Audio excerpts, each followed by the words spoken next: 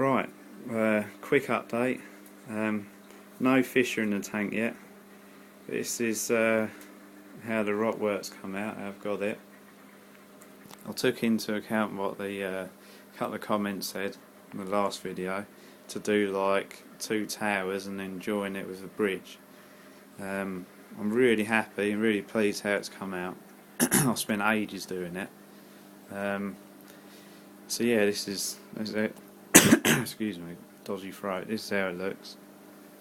Got one side, the right hand side here, is a bit taller than the left hand side, and this side is going to be for like, which is a massive kind of zoo garden and mushrooms and stuff like that.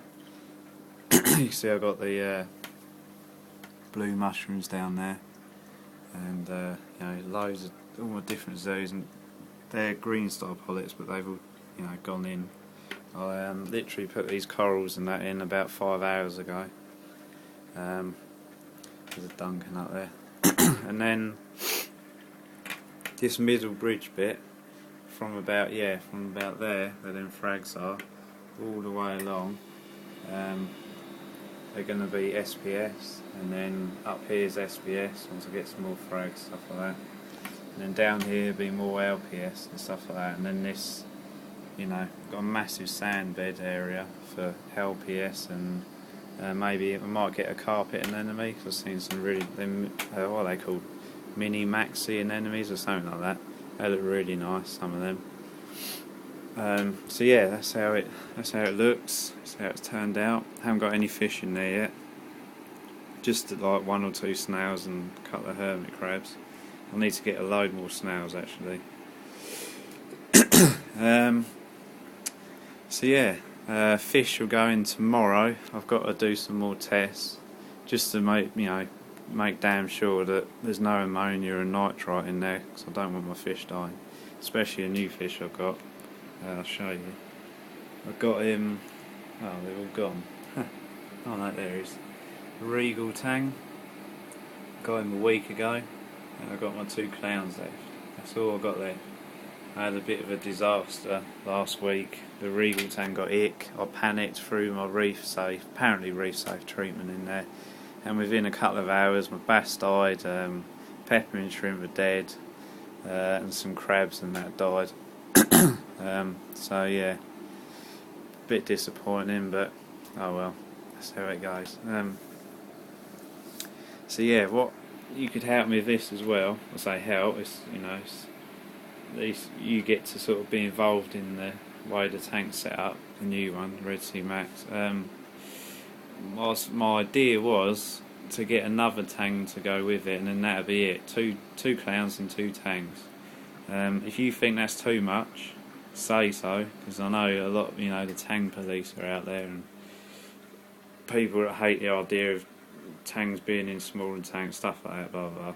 But I've seen I've seen Red Sea Max 250s and tanks with blooming 50-gallon tanks with like 2 tangs in there. So, but you know, if I notice them getting stressed or whatever, I can always take one back to the shop. So it's not such a big deal. I don't think it is anyway. But yeah, if you think it's a good idea, let me know what tang I should get. If not, you know, say so. I don't mind. If, you know, the comments outweigh more I should get one, then, or the other way around, then yeah, I'll get another one. But the plan was to put the clowns in tomorrow, keep hold of the tang in this tank for now, whilst I go to my local fish shops and see what tangs they got, and you know, if I find one I like, put them in at the same time, so hopefully they won't fight. So yeah, that's the plan on that. Plan on equipment, I might get a Vortec MP10 just for extra flow and extra sort of random currents and stuff. Maybe do like a small, try and get it to do a small wave in there. Skimmer, I've looked on forums and stuff as to why this bloody tank overheats so much, and apparently it's the pumps, all the pumps, the skimmer pump, the and then the pump on the left hand side and the pump on the right hand side, apparently it's poor design. It's like they give off give out really good flow, but they give off way too much heat, and you don't have to have the heater on. I mean, you shouldn't have to buy a chiller. You shouldn't have to go and spend an extra £500 getting a chiller and a pump and stuff to run it. I mean, it's ridiculous. It's supposed to be all in one system that you just plug and play sort of thing. But no, you can't. You either have the back fans on the back of the sump blowing across the water, and then you're going to have to chuck litres and litres of RO water in, fresh RO water in every day because of the evaporation, or you get a chiller. I mean, it's just ridiculous. So now it's more money you're going to have to spend, and my idea is to change the skimmer. And another problem is the gap in the sump is, well, I'll show you, it's bloody small, and there's only like literally 2 skimmers that you could fit in there, but you still have to mod it. See there, it's what, 2.5 inches wide.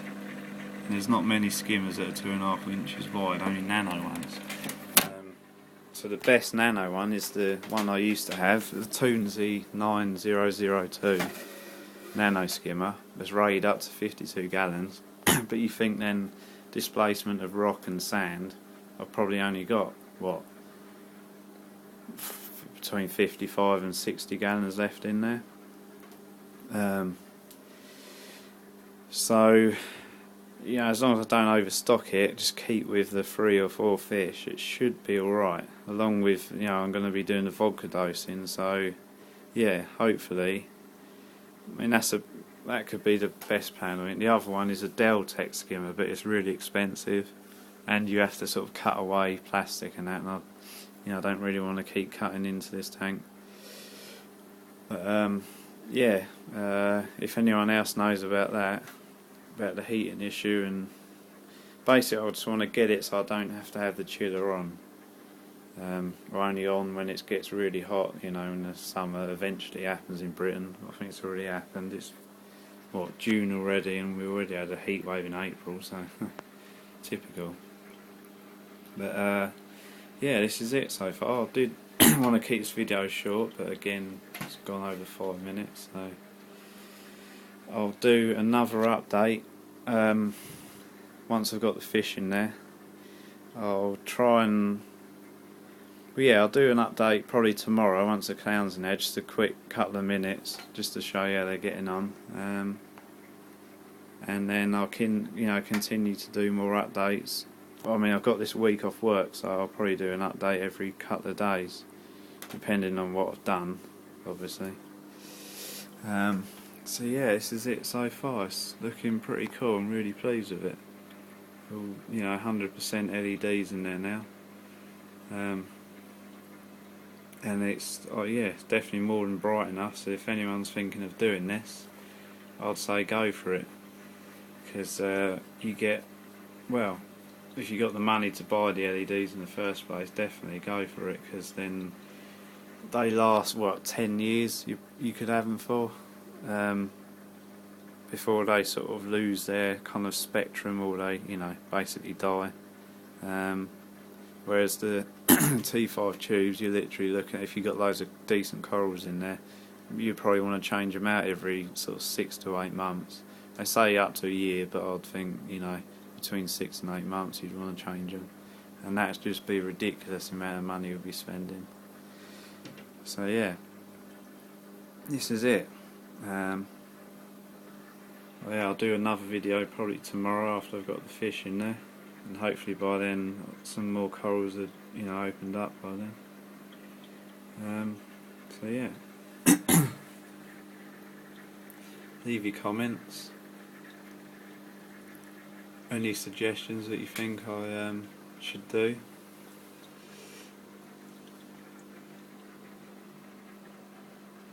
And that's it.